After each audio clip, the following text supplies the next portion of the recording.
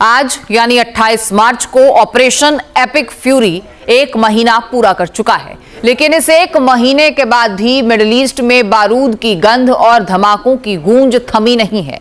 America और Israel ने जिसे महज 1 हफ्ते का ऑपरेशन माना था, अब वो 5वें हफ्ते में दाखिल होने को तैयार है।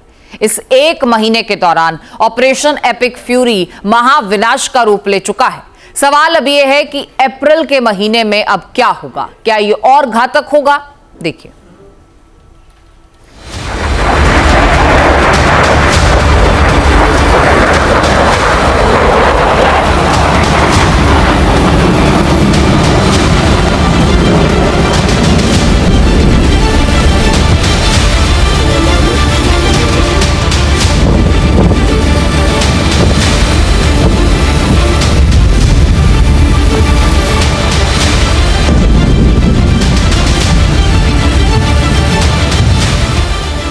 पिछले 28 दिनों से मिडिल ईस्ट के आसमान से बारूद बरस रही है।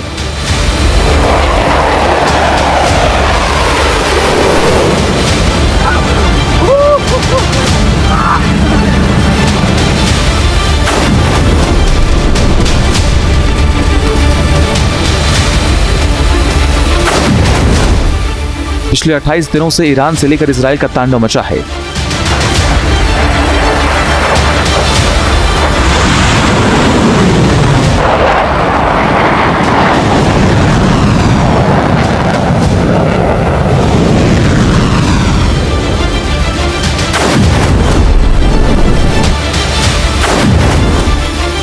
पिछले 28 दिनों से अमेरिका का जारी है ऑपरेशन एपिक फ्यूरी।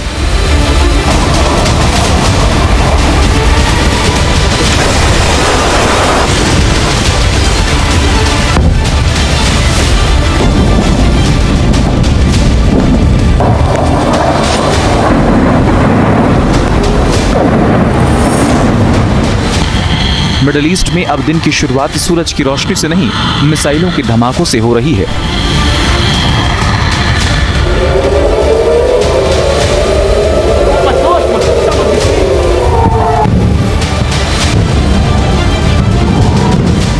समंदर की शांत लहरें अब जहाजों का स्वागत नहीं कर रही। जहाजों को देखते ही तांडव मचाने को तैयार हैं।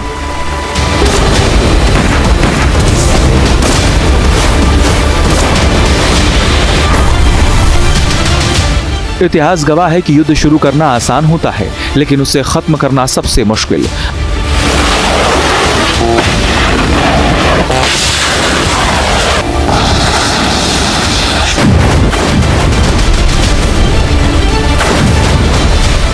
अमेरिका और इजराइल ने ईरान के खिलाफ जितना विनाशकारी अभियान छेड़ा, वैसा शायद पिछले कई दशकों में नहीं देखा गया।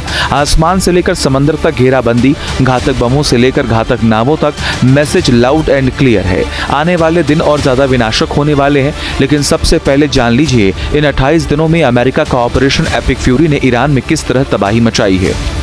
एपिक फ्यूरी की शुरुआत 28 फरवरी, टारगेट मिसाइल ठिकाने और लॉन्च पैड्स, तबाही 90% लॉन्चर्स ध्वस्त, मिसाइल क्षमता 90% मिसाइल भंडार ध्वस्त।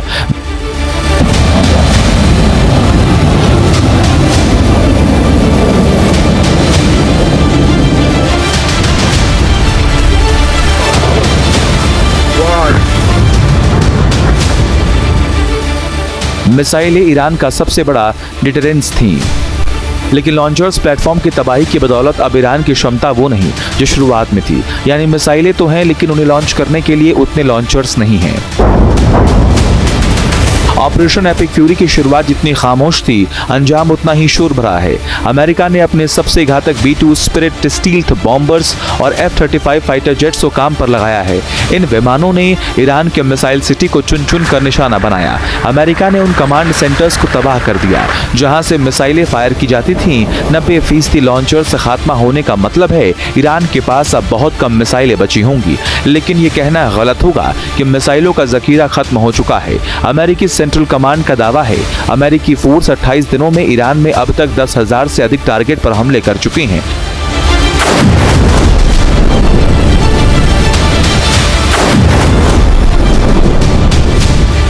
अमेरिका की अभी भी दलील है, अगर ये हमला नहीं होता तो आने वाले दिनों में ईरान न्यूक्लियर सुसाइड बॉम्बर्स का इस्तेमाल कर लाखों लोगों को मारने वाला था।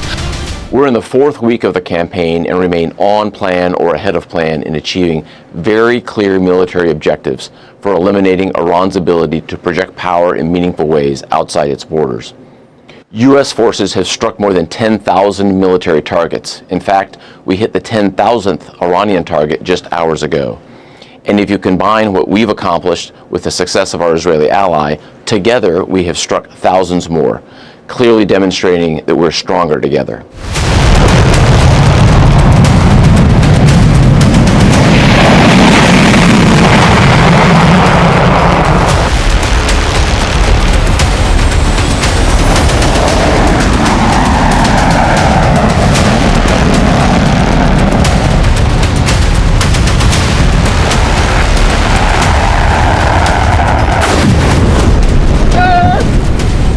अमेरिका ने ईरान में तबाही मचाने के लिए अपने सबसे घातक बम वर्षक को लगाया, जिसका नाम B-52 बम वर्षक। अपने उड़ान के 8वें दशक में ये B-58 बम वर्षक हर मिशन पर 70,000 पाउंड तक विस्फोटक ईरान पर गिरा रहे हैं, लेकिन अमेरिका का लक्ष्य इससे भी बड़ा है।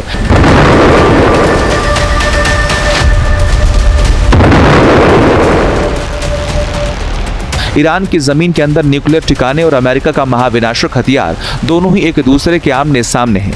ईरान ने जिन पहाड़ों के नीचे एनरिच्ड यूरेनियम छिपा रखा है, उनके ऊपर मंडरा रहा है GBU-57 का साया।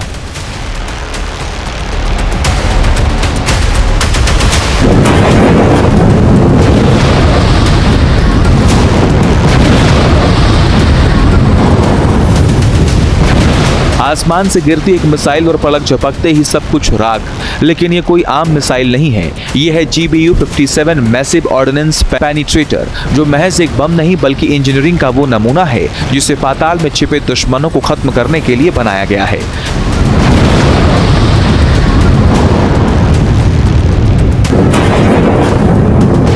जहां आम मिसाइलें जमीन से टकराते ही फट जाती हैं, वहीं ये बंकर बस्तर जमीन के 200 फीट अंदर तक धंस सकता है। ये बम फटने से पहले 100 फीट से अधिक ठोस कंक्रीट को पलक झपकते ही चीर देता है। इसकी ताकत का राज इसके डिजाइन में है। ये बम 14,000 किलो का है।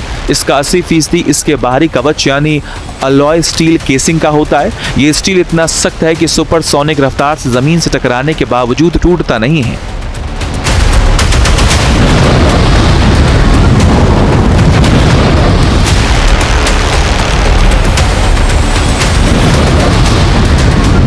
इसके अंदर लगा है एक स्मार्ट फ्यूज जो एक टाइमर की तरह काम करता है। ये तब तक नहीं फटता जब तक यह लक्ष्य की छत को पार कर बंकर के अंदर दाखिल न हो जाए। जब ये अंदर जाकर फटता है तो ऐसी शॉक वेव पैदा होती है जिससे पूरा ढांचा ढह जाता है। अब सवाल यह है कि अमेरिका को इतने बड़े बम की जरूरत क्यों है? इसका जवाब मिलता है ईरान के नक्शे में। ईरान ने अपने परमाणु फैसिलिटी को पहाड़ों के काफी नीचे गहराई में बनाया है। इन ठिकानों पर साधारण हवाई हमलों का कोई असर नहीं होता। दुनिया के रक्षा विशेषज्ञ मानते हैं कि GBU-57 को खासतौर पर ईरान की इन्हीं अभेद्य मानी जाने वाली परमाणु लैब को तबाह करने के लिए तैयार रखा गया है। इतना भारी भरकम बम ले जाना हर किसी के बस की बात नहीं। इसके लिए अमेरिका अपने सबसे महंगे विमान B-52 स्पिरिट स्टील्थ बॉम्बर का इस्तेमाल करता है। $2 अरब की कीमत वाला ये विमान रडार की नजरों से बचकर दुश्मन के इलाके में घुसता है और इस बंकर बस्तर को सटीक टारगेट कर गिराता है। ऑपरेशन एपिक फ्यूरी में अमेरिका ने एक और घातक हथियार को उतार दिया है। पहले ये तस्वीर देखिए।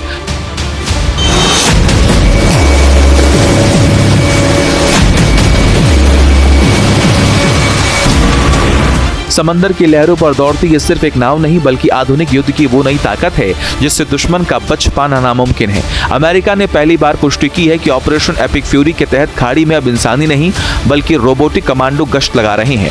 बहुत ही तेज, बहुत ही फुर्तीली ये है अमेरिका की मीन मशीन जिसका नाम है गार्ग यानी global autonomous reconnaissance craft. 5 meter लंबी ये ऑटोनोमस स्पीड बोट अब तक 450 घंटों से अधिक की गश्त कर चुकी है और 2200 नॉटिकल मील का सफर तय कर चुकी है।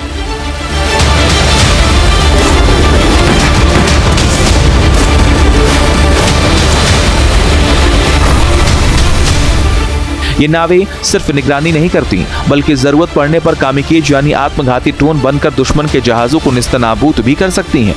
ये बिल्कुल जेट स्की की तरह हैंडल होती हैं। इनमें वार्निंग रडार और फ्लीर है जिससे ये रात के अंधेरे में दूर के किसी भी चीज को ट्रैक कर सकती हैं।